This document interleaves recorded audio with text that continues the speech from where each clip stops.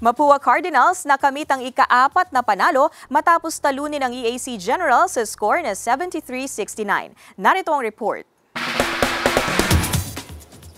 Nakamit ng Mapua Cardinals ang kanilang ika-4 na panalo matapos mapatumba ang EAC General sa kanilang harapan kahapon. Nagtapos ang laro sa score na 73-69. Hawak ng EAC Generals ang kalamangan sa first half ng laro, ngunit naagaw ito ng Mapua Cardinals sa huling quarter ng laro at tuluyang nakuha ang pagkapanalo.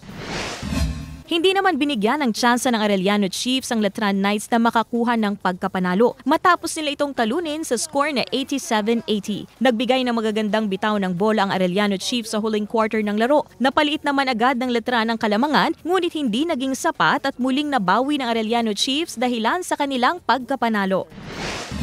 Samantala, sa huling harapan kahapon, nananatiling undefeated ang LPU Pirates matapos nilang patumbahin ang San Beda Red Lions sa score na 67-62. Maganda ang palitan ng puntos ng dalawang koponan at sa huling quarter ng laro, mas naging mainit pa ang bakbakan para sa pagkapanalo. Muli namang inilabas sa playing court si Sean Umali matapos itong masangkot sa verbal altercation kay Dami Kuntapay. Bukas, October 10, abangan ang bakbakan ng JRU Heavy Bombers kontra San Sebastian Golden Stags at Binil Blazers kontra Perpetual Altas.